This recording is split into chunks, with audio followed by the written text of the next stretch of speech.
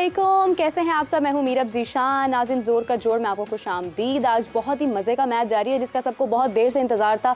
South Africa और India मध्य मुकाबिल है और उम्मीद है कि आज का मैच जो है वो इंडिया के हक़ में ही होगा। सबकी सपोर्ट भी इंडिया के साथ है। साउथ अफ्रीका बड़ी कोशिश कर रहा है कि किसी तरह से विकेट्स ले जाए, लेकिन लगता है कि आज विराट कोहली अपनी बर्थडे के दिन ही आज सेंचुरी भी पूरी करेंगे और बहुत अच्छा स्कोर कर जाएंगे। रोहित शर्मा शुरू में आउट हो गए, लेकिन मेरे ख्याल से उनकी कप्तानी इतनी अच्छी है कि उनकी बाकी टीम जो है वो सारा मैच संभाल लेती है।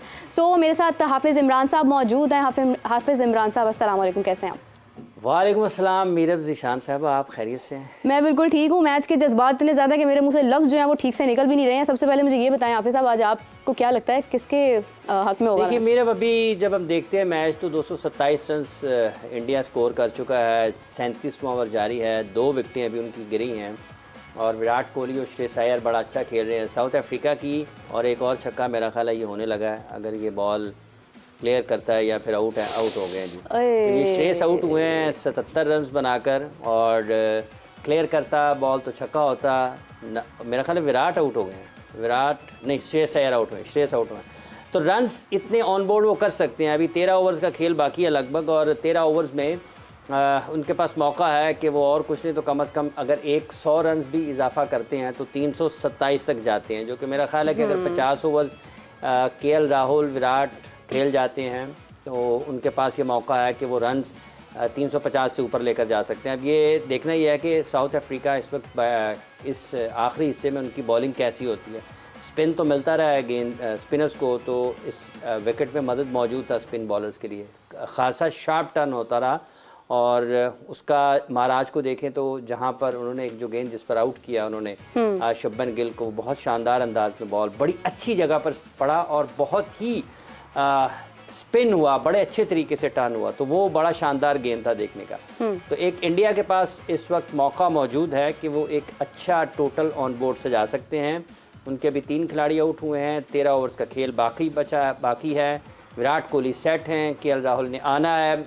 अगर श्रेयस थोड़ा खेल जाते तो उनके लिए काम आसान होता, लेकिन 2 अच्छे बैट्समैन, हाँ, केएल राहुल विराट तो दुनिया के बेहतरीन बल्लेबाजों में उनका शुमार होता है। वो अभी आप देखें कि 86 गेंदों पर उन्होंने 68 रन स्कोर किए हैं, क्योंकि स्ट्राइक रेट उनका वो नहीं है जिसके लिए जो आजकल के क्रिकेट के तकाजे हैं, लेकिन उसके बावजूद भी आप देखें कि वो 37 ओवर्स तक 227 रन स्कोर कर चुके हैं। तो पिच जहाँ पर कुछ स्लोअर वन जो कर रहे हैं बॉलर्स, उससे भी मदद उनको मिल रही है, स्पिनर से मदद मिल रही है।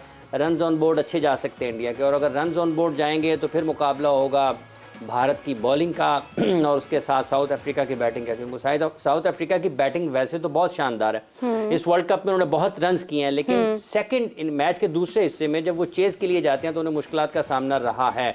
भले वो अफगानिस्तान के खिलाफ खेल रहे हों, भले वो पाकिस्तान के खिलाफ खेल रहे हों, दोनों जगह पर अगर वो फंसे हैं तो वो चेज़ में फंसे हैं। जब वो पहले बैटिंग करते हैं तो वो बिल्कुल मुख्तलिफ क्रिकेट खेलते हैं, जब मैच के दूसरे हिस्से में हदफ के ताक़ुब में जाते हैं तो वो उस वक्त ज़रा मुख्तलिफ क्रिकेट खेलते हैं।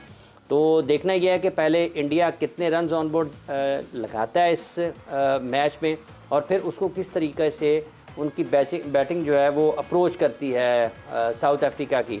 बॉलिंग अगर आप देखते हैं तो गुज़िश्ता 2-3 मैचेस में जिस तरीके से बॉलिंग हुई है इंडिया की तरफ से, आप जसप्रीत बुमराह को देखें, मोहम्मद शमी को देखें, फिर उनके साथ सिराज ने भी विकेटें ली आखिरी मैच में, तो मजमूई तौर पर जो उनकी बॉलिंग है वो फॉर्म में है, अच्छी गेंदबाजी कर रहे हैं। कंडीशंस उनकी अपनी हैं, पिचेस पर वो पता नहीं कितनी मैचेस खेल चुके हैं, मतलब सैकड़ों मैचेस खेल चुके होंगे, उसका तजर्बा है आईपीएल की सूरत में भी, इंटरनेशनल क्रिकेट की सूरत में भी।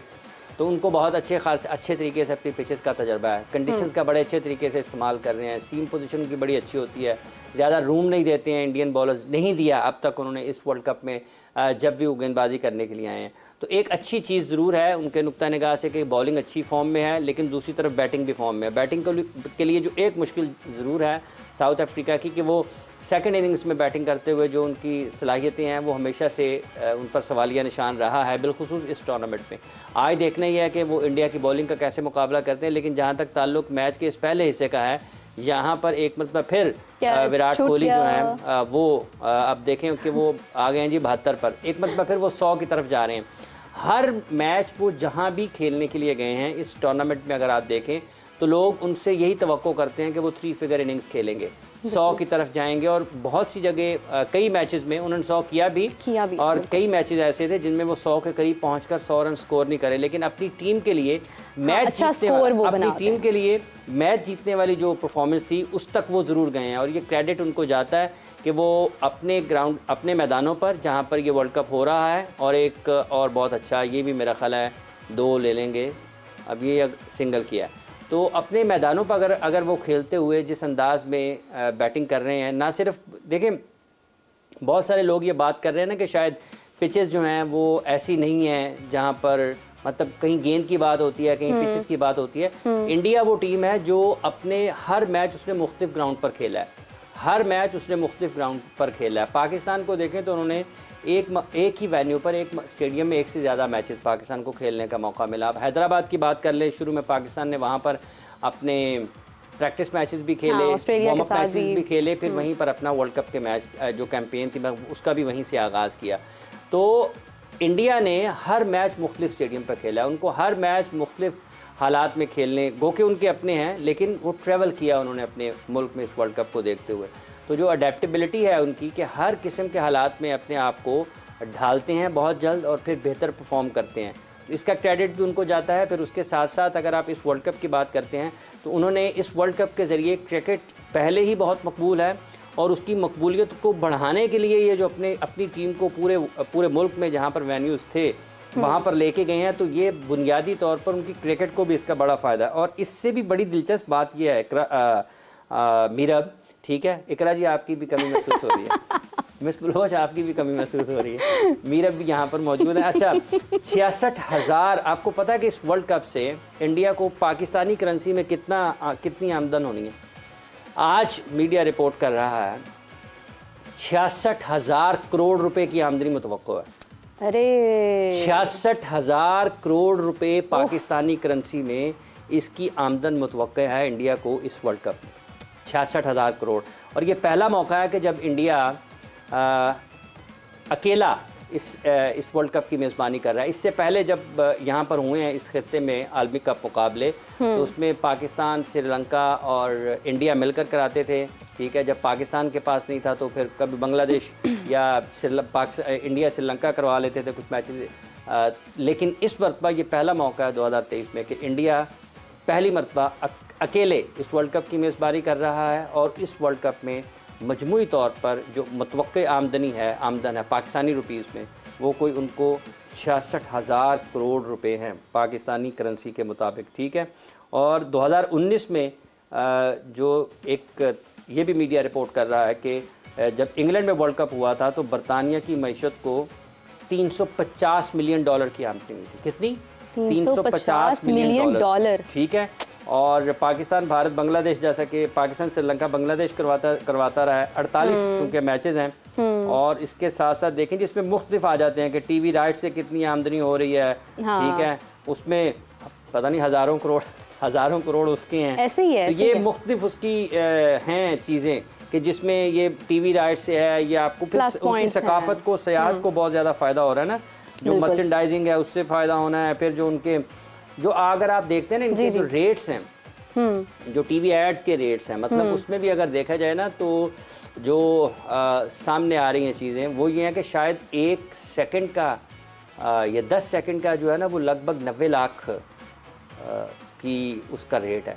इतने पैसों की बातें हो रही हैं। जंजानी साहब भी हमारे साथ मौजूद है। जंजानी साहब अस्सलाम वालेकुम, कैसे हैं आप? ये सितारे कहाँ पे थे? ये पैसों का अंदाजा लगाने वाले सितारे कहाँ पे थे? अस्सलाम वालेकुम जंजानी साहब, कैसे हैं?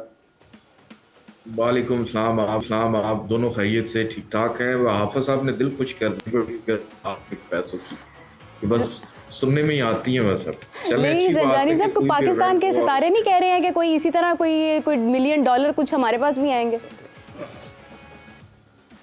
इंशाल्लाह बिल्कुल आएंगे, क्यों नहीं आएंगे। मेरी नज़रें 2025 के ऊपर है, चूँकि हमारा स्पोर्ट्स के हवाले से शो होता है, और जब मंडन एस्ट्रोलॉजी, जिसको हम सियासी नजूम कहते हैं, तो उसके मुताबिक जब हम पाकिस्तान का पाकिस्तान की इकॉनमी,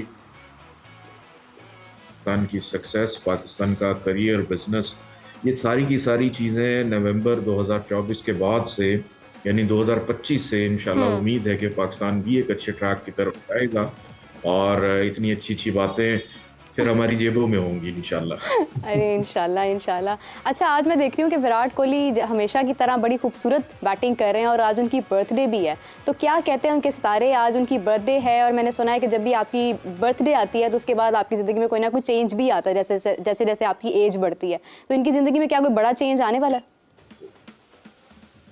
बिल्कुल ऐसे होता है कि जब इंसान की बर्थडे होती है तो उसके बाद उसके जो प्लैनेट्स की पोजीशन का एक नया सिलसिला उसका आगाज़ होता है।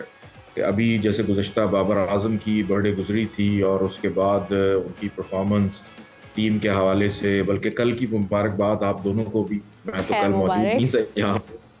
और इसके बाद विराट की अगर बात करें तो इनके जो प्लैनेट्स हैं, नो डाउट मार्स आजकल स्ट्रॉन्ग चल रहा है और इसने मार्च तक एक्टिव रहना है, स्ट्रॉन्ग रहना है। इसको हम अपनी ज़ुबान में कहते हैं शर्फ का रहना है, ज़हनी एग्जॉल्टेशन में होगा, सबसे अच्छी पोजीशन में रहेगा। तो बिल्कुल विराट का परफॉर्मेंस अभी through out the world cup उनकी देखने को मिलेगी और आज जिस तरह से वो खेल रहे हैं, अपनी टीम को लेके चल रहे हैं, लेकिन मेरे हिसाब थोड़े से कुछ और कह रहे हैं, वो अलग बात है इंडिया जीतते या हारे, लेकिन मेरे मुताबिक आज का जो मैच है साउथ अफ्रीका इतनी आसानी से अपने हाथों से जाने नहीं देगा। अरे काफ़ी हावी नज़र आ रहा है इंडिया के।